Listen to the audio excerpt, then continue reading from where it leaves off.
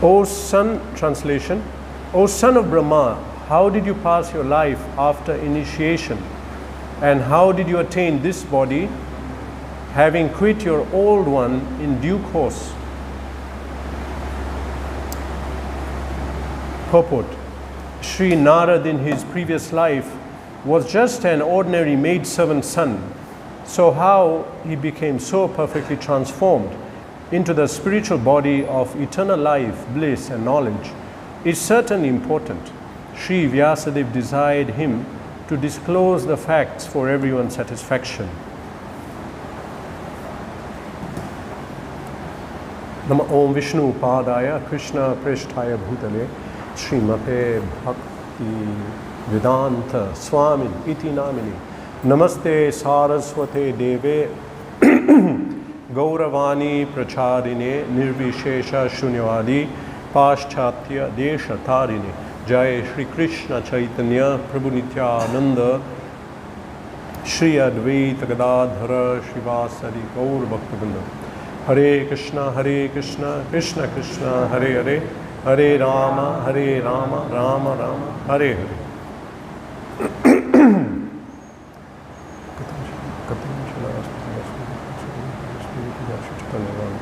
Svāyambhuva kayā vṛttyā vartitaṁ te paraṁ vayaḥ kathaṁ cedam udasrākṣīḥ kāle prāpte kalevaram. Translation again. O son of Brahmā, how did you pass your life after initiation, and how did you attain this body, having quit your old one in due course?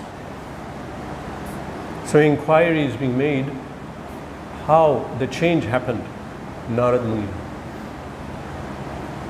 We understand generally in human society change is very difficult, and people are very set in their ways. It's difficult to change. The saying is there, once a jackal, always a jackal. And there's a narration connected with that. I think it's in Panchatantra. The jackal who fell in the blue dye. You know that story? Yeah? You know it. Yeah, so anyway, I'll mention it. And then animals gathered around him. The jackal fell in a tub of blue dye. So all the animals gathered around and said, oh, we've not seen this kind of animal. Which animal are you? What are you? Then he saw the opportunity. Now, I am the king of the jungle. I am the king of all the animals. So everyone accepted it, even the lion. And everyone was doubtful, but okay. So this went on. I'm just making a long story short. After a time, one day the jackal heard another jackal howling. And jackal have the svāyambhuva that if he hears one jackal like a dog, they'll also start for no reason, just calling out. So he started calling out like a jackal calls out. When that happened, everyone understood, oh, this is a jackal. So, in a worldly sense, it's hard for people to change. Someone has a certain propensity and people accept. Sometimes you meet someone, you'll ask, where are you from, what is your background? And then immediately they'll judge, he's like that, he's like this, this is it. People from here are like this, so he's like that. Which part of the world or which part of India? People don't accept it. Actually, it's a fact. It's not easy to change. Even if small thing like giving up smoking for people, whole life they struggle. Stopping tea. So, question is, Narad, how did you change? How did you change? What happened? We want to know. We want to know because we'll also change. Vyasadeva's inquiry. We can also change. So, how did he change? There's a word here. Paraṁ. Vayaḥ. Te paraṁ. Paraṁ here translated, well, it would have, what would be superior, super. But Prabhupada translated as initiation. Paraṁ means superior. After initiation, what happened? How did you change? This change that comes about by initiation,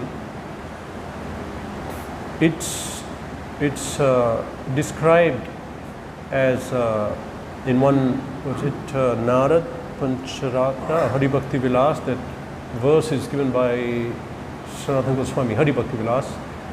Yata kancharatam yati kansan rasa vidhanataha tatha diksha vidhanena dvijatam jayate nirnam.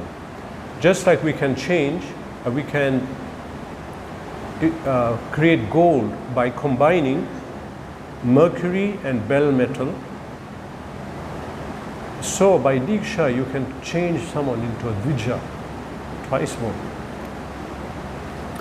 How can you change one metal into another? How is that possible? It's possible. We studied, I remember, in chemistry when we were young in these government schools. How did chemistry start? Do you remember what they told you? The science of chemistry? Well, one theory is they read the Vedas. But they say that what happened was scientists were trying to create gold from metals. In the process, they created the whole chemical science. I remember that. That's what we were told. So I guess they read that verse, that combining mercury and bell metal, you can create gold. How is it possible? Gold is it's superior. So people find it hard to accept how, after coming to bhakti, people can change. How is it that you can change? How can you transform someone? And who can do it? According to Shastra, Krishna says, anyone can come forward. And what is your, some people say, but I want to come to bhakti, but I have so many bad habits, but I do this and I do that and so many things. No, anyone can come. Anyone can come. Who can transform? Anybody can transform. It is a fact. It's harder for some people. That's a fact. Maybe someone born in this part of the world, it will be easier than someone from outside. So it is harder or easier, but it's possible for anyone. Bhakti has a transformative effect on our consciousness, on our svāyambhuva. Nothing else can do this. Nothing else can change, because this is this is our consciousness. In other words, actually we're talking about the mind. Consciousness manifests to mind, intelligence. So the mind, that's where the guna comes. And then we're one who is having certain nature in the mind that comes out in many things. The food, all different things that people like. So it's svāyambhuva. This is called svāyambhuva. Someone's nature at birth is very difficult to change. But the power of bhakti is so powerful that even Shastra explains. Shastra says, what is that? Vaishnav Naramati. Yeah. Vaishnav Buddhi Naramati. To think of a Vaishnava as belonging to a certain country or caste or that is someone who thinks like that is possessed of a hellish mentality. I mean, that is the destination for him. And why did they say that? Because it's a fact that a person beginning to practice bhakti, you cannot call him Chinese, you cannot. Because that nature which makes him like that, a Chinese or American, that nature is destroyed in bhakti. Depends on the intensity of our practice. So, who can take it up? Who can take up bhakti? Krishna says, anybody. Anybody. Mamhi partha vyapashritya. Partha, Arjun, one who takes shelter of me. Tepisyu papayonaya. Even if he is born of sinful. And sinful birth is basically out of Veda, you can say, out of Vedic culture. Sinful birth is also lower caste, and according to that verse I'm quoting, sinful birth is also women's birth. That leaves very few people in the qualification. So Krishna says, Tepisyu papayonaya Striya Vaishyas Tatha Shudra Tepi Yanti Paraṁ Gatim. They can also attain perfection. We cannot understand how Krishna selects someone to impart the knowledge. Who Krishna will select? Many are practicing, and who Krishna decides, I will enlighten this personality. It's something Krishna's free will. Of course, if we say that I am practicing bhakti, so I will get the result, definitely. I am doing, my karma will be destroyed because I am doing this and that. That's not a fact, because Krishna is swatantra. It's mentioned in Bhagavatam, first canto, first verse. One of the qualities of Krishna is swarat. He's independent. He can decide to empower. He can decide to empower someone who just obviously, how did this guy come up? You can't understand. Or, oh well, anyway, this is the point. So that it's up to him. And we may practice everything, still not get perfection, still not come. But there'll be a reason behind that. Actually, Krishna is very merciful. He's known as, one of his names is Bhakta Vatsala. When someone approaches him, he wants to reciprocate. He wants them to advance and come to him. This is his desire, more than us. Therefore, we were explained so many times, we were told in different lectures that, you take one step, Krishna takes so many steps to come to you. He'll never forget a small act of bhakti, small, any gesture of service to his devotee, especially, what to speak of to him.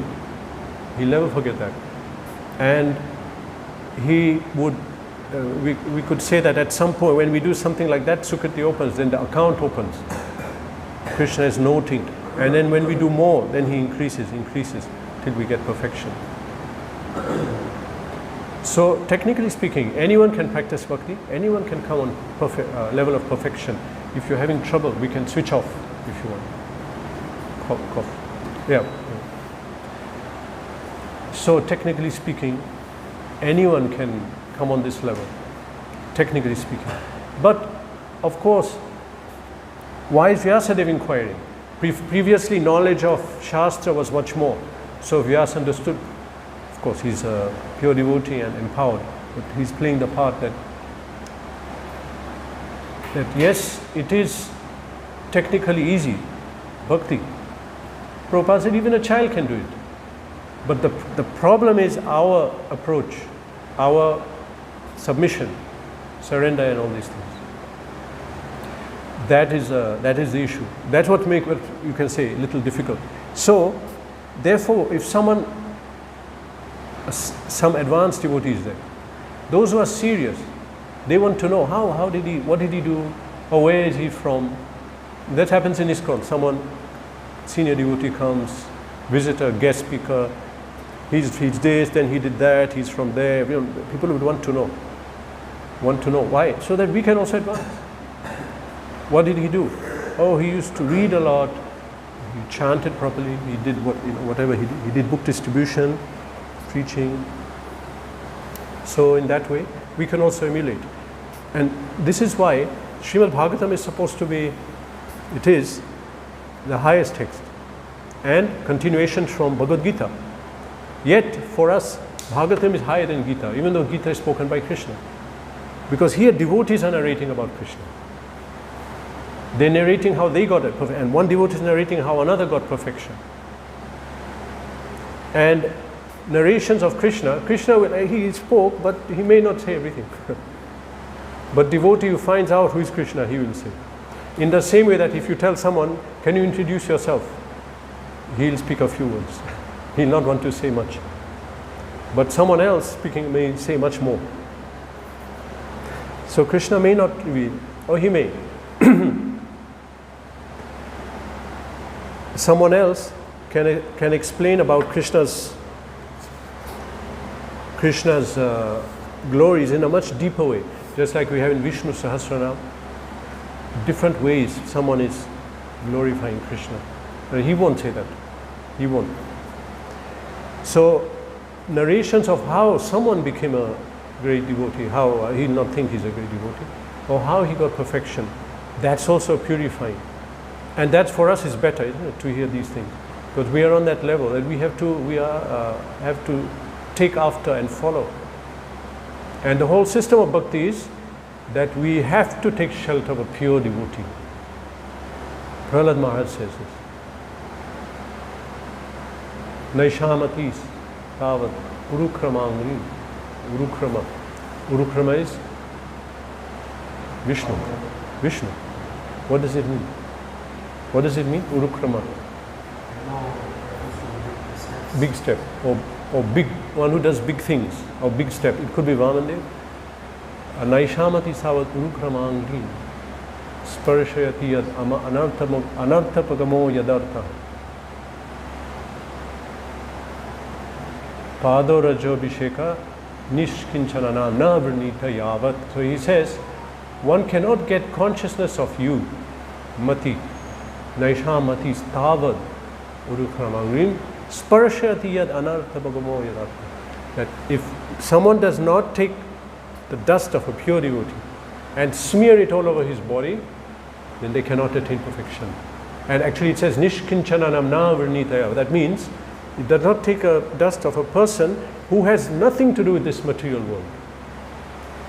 Completely switched off. Nishkinchananam na vṛttyā. Then he will not get perfection. What does it mean when we say that? Someone who has given up all association, he may well be within the material world and in material activities. But as Prabhupada says, actually spiritual life starts when your material life is finished. In the sense that you should have no hope that to develop your material, no, not hope, no desire to materially advance or to try to enjoy this material world in some way. Put this off. So there should be no desire at all, because if the desire is there, then Krishna won't come. What is it you want? Do you want this or that? 100%. I want 90% this, 10% that. So then Krishna will come 90%. Whatever percentage is there. So depending on us. So nishkinchananam, that's such a personality, who has left off all association of material world, materialism. This is very rare. It's rare. But such a person is worth taking shelter of. Ultimately, we have to come on this stage to give up all association with material world. If Krishna gives what we want. Even if there's some desire, then that will come. That will be, Krishna will fulfill it mercifully. Come back, fulfill your desire. So one who has taken shelter in this way, we see it's very important that we take shelter of someone. So people take different shelters of different personalities. Their ideal. It could be Diksha Guru, it could be some other personality who follows, who they are inspired by. And by such narrations, they're getting knowledge how to overcome things. How do I overcome? Previously, someone else was advancing. He would have felt so many obstacles. So Vyasadeva, knowing the nature of bhakti, understands, oh, there's so many obstacles. How did you get perfection? You took Diksha, and now he's saying that kathaṁ idam, this udasrākṣīḥ, did you quit kale in due course, having attained prāpte kalevaram, having attained. And then it's not here in the verse Bible, but Prabhupada explains here that how did you attain this body, having quit your old one? How is it you attain a spiritual form? That you gave up your material form. Can you explain me the process that you went through? And how many people will endeavor for this? It's very rare. So when we come across such people, this is it's a great event in our life. In Vedic culture, they taught that. If many times, even now in Kali Yuga, after so many years into Kali Yuga, sometimes devotees come into a house, or they come in touch with some devotees, or either they come to the house or the train distributing books, and then people understand, oh, it's great fortune you have come. This is not in the birth chart that devotees will come. It's not planned. It's like accident. Devotees' own will, I'm going to go and preach and try and give a book, and then it's a great act of compassion. People feel that. And who really understand in knowledge, they'll think, oh, what a great opportunity. You have come to me, I have a chance to see you and remember devotee. Of course, we don't see ourselves like that. We are instruments, and Krishna may use us as an instrument. But people see that. So, it's very rare. Someone, and to meet someone like this, then we want to inquire how he got it. So, taking Diksha, the process of Diksha changes the body. It's very rare to meet a guru, a bona fide guru, and who will impart knowledge and help us to change the body to a spiritual body.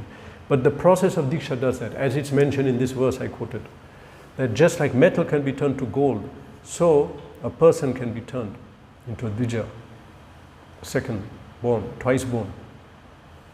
The process of Diksha changes everything, changes the body. But we say it's a process. Often it's spoken of as an event. It happened. I took Diksha. It's done. I did it. 10 years ago I took Diksha. But if you read properly, Diksha is a process. What is the process? The process is that the spiritual master gives an order. We take the order and follow. And we follow, and the body changes. If we don't follow, body won't change. 15 years we took Diksha, no change, nothing will happen. The change happens when we take on the mission of Guru and do it. If we do it, then the transformation happens. Otherwise, etai kali chela. What's the remaining? Galai mala, mata tilak, something. Bhaktivinoda Thakur says he is another disciple of Kali. He has a tilak on the forehead and kanti mala on the neck. In other words, he's saying he's dressed like that, but he's not a devotee. Someone may have different aims and create problem in Vaishnava community by dressing and appearing as a Vaishnava, but he's not having that desire. So the process of Diksha is very powerful. It will transform the body. It will destroy the body. This material body is the fruit of our past actions. There are some schools of thought that say you cannot destroy the body, you must suffer in this life, whatever is your karma. Actually, that's widely accepted. Therefore, for example, even in some temples, they say, okay, someone born out of this Vedic culture cannot come. Why? Sinful. And we actually went to one temple. It was 2006 December, somewhere in Chennai outskirts, Sri Vaishnava temple, but they were not allowing foreigners. So we were with some devotees from out of India. They were not allowed in. And then one Indian devotee got upset. He went, he spoke to the temple head. He showed him Bhagavad Gita. Look at this verse. Bhakti transformed. Then he showed another verse. Mudha janmani janmani mama prāpte konteya tato yanti adhamam gati. One who doesn't surrender to me takes sinful birth after something. So anyway, they can't understand this effect. That the body can change. So the body, which is the fruit of our past karma, can change through the process of bhakti. How is it possible? This is the effect. It's a transcendental event. Within us is our original swarup, spiritual form. That manifests through bhakti. And the subtle body is destroyed gradually by practice of devotional service. It's burnt. As Lord Kapila says in 3rd canto, fire, bhakti is like a fire that burns all these past seeds of karma. So it's a science to be understood. And this is highly developed in Sri Sampradaya, it's quite a lot. And our Gaudiya Sampradaya, such nice works have been written. Hari Bhakti Vilas is there, the Bhakti, and Narad Pancharatra. How this practice of Bhakti transforms. So much transformation happens. For example, the sampradaya that we are in, Lord Brahmā. So we understand in Bhagavatam that at the time of creation he ran after his daughter, something like that. That's a sinful act. And also this Brahma Vimohanam Leela, which some members of our sampradaya early on, they don't want to hear that because they've taken shelter of Brahma, Madhvas. They don't want to hear that Leela at all. They say no, Brahma is perfect, and they don't want to hear that pastime. But whatever happened, whatever committed, but Brahma as a devotee is considered pure now. No one is seeing that. Someone may have committed some sin long time ago. But even in Vedic culture they accept. Someone coming as a sadhu, they'll not see that. But someone not understanding bhakti, they'll judge. Of course, no one should take advantage of this. So it's understood that if they're properly practicing, they'll change. And this change happens so fast, so thoroughly, that one will wonder how this sampradaya is going on. There are people literally from all over the world, all backgrounds, somehow claiming to be in one organization. And they're propagating knowledge and they're becoming gurus, teaching. And no one is seeing the past. Because we personally have practiced and seen power of bhakti, especially preachers. When we are preaching to someone and just watching them, and so many times this happened to me. Someone new, totally not connected to bhakti, then gradually takes up and you're watching them transform and really take up and become someone different. Literally you're not the same person. You cannot say you're the same person. We go through the change and we see others. Of course, for that there has to be tivrena bhakti yogena. We are speaking about the effect of bhakti, but it has to be performed properly under guidance of Sri Guru, a pure devotee, and following rules and regulations properly. Within one life, within many lives, but at the end of the day, when someone is practicing bhakti and taken shelter of a pure devotee, of course our mood is not that we have to stop the cycle. We speak about that. But then there are some quotes of Srila Prabhupada. He said that I'm not concerned about liberation. I just want to become a pure devotee of the Goswamis and propagate their mission. And another more animated quote he says in Life Comes From Life, that I'm not concerned with liberation. I just want to attack and expose all these rascal scientists and my wife. I want that opportunity. It's in Life Comes From Life. So that's actually a person who is practicing bhakti doesn't have to think about liberation. As it says in one verse that mukti is standing and as a maidservant and asking, well, how shall I serve you? So the process of bhakti itself contains everything, contains liberation, contains knowledge, contains vairagya. Everything necessary. Only that people don't take, because that tendency is so hard to surrender for some people. Even the process of religion, you take yoga, jnana, and it's not so much surrender as bhakti. But bhakti is, one has to really surrender. But then we get everything comes. Separately, endeavor for knowledge is not required. Vairagya. Jane atya shru vairagyam jnanam yada ahetukam.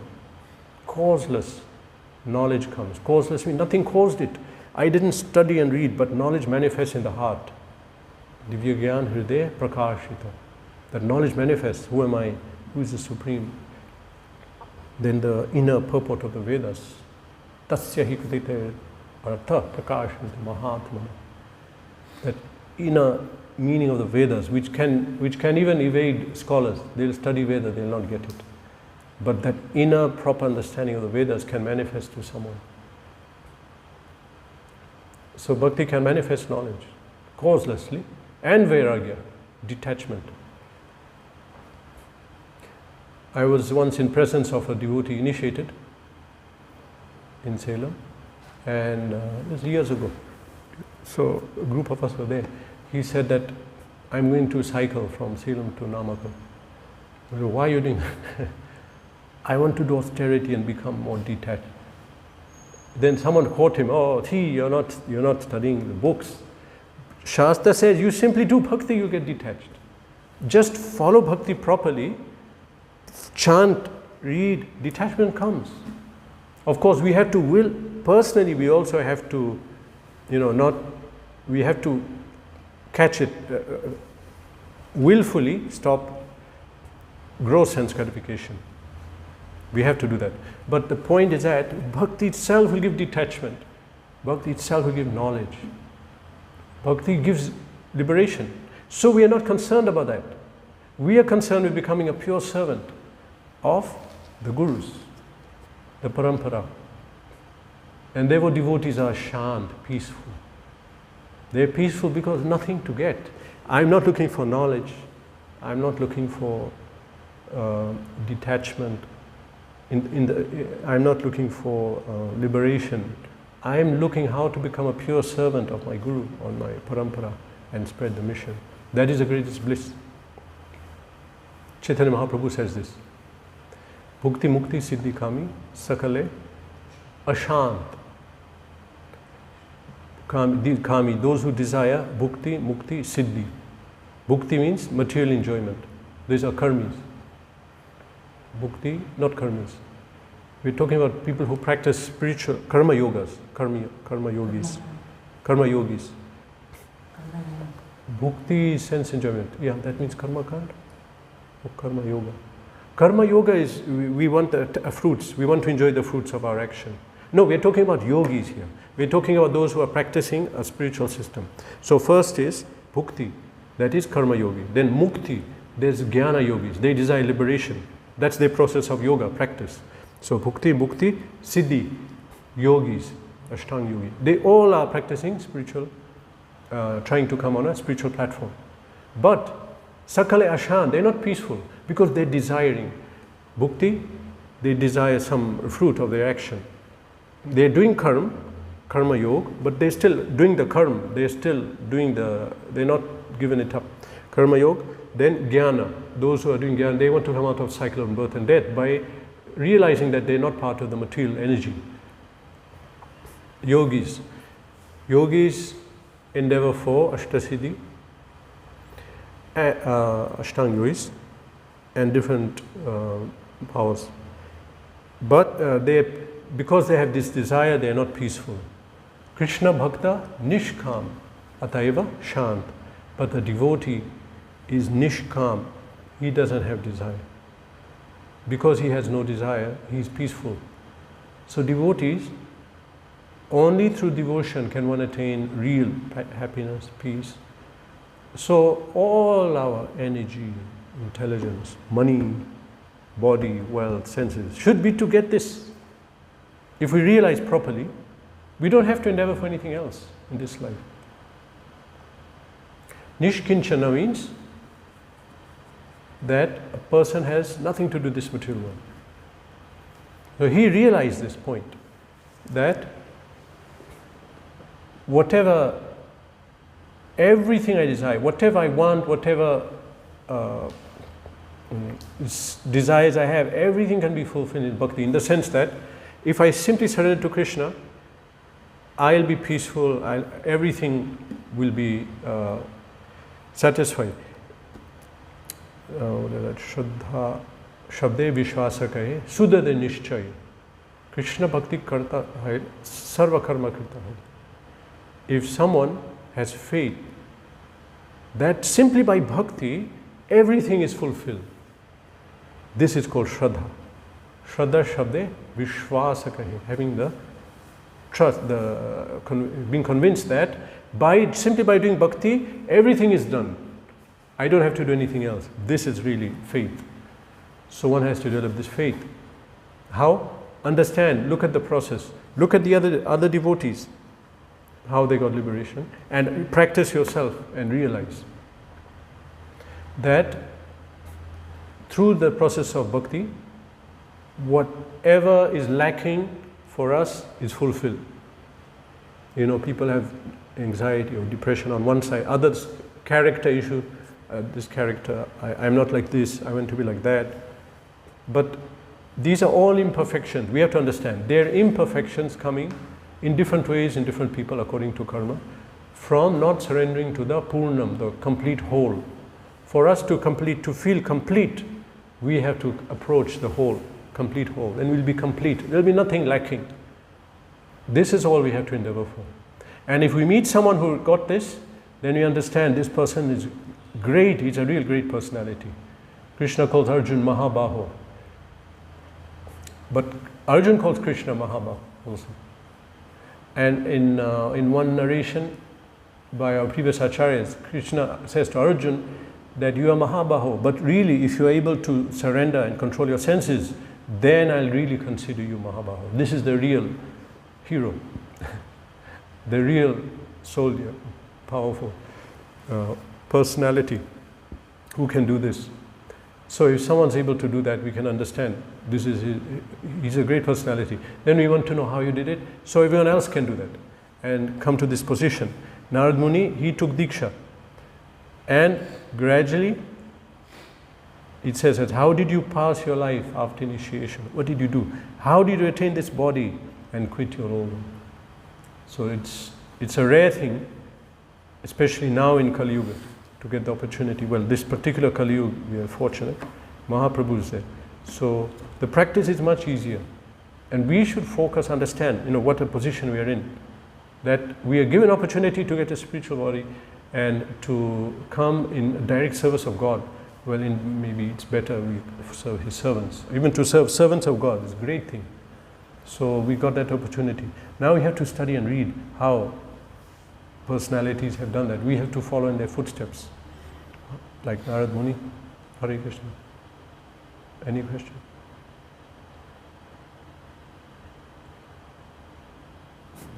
Srimad Bhagavatam. Once Jananda Maharaj gave a class.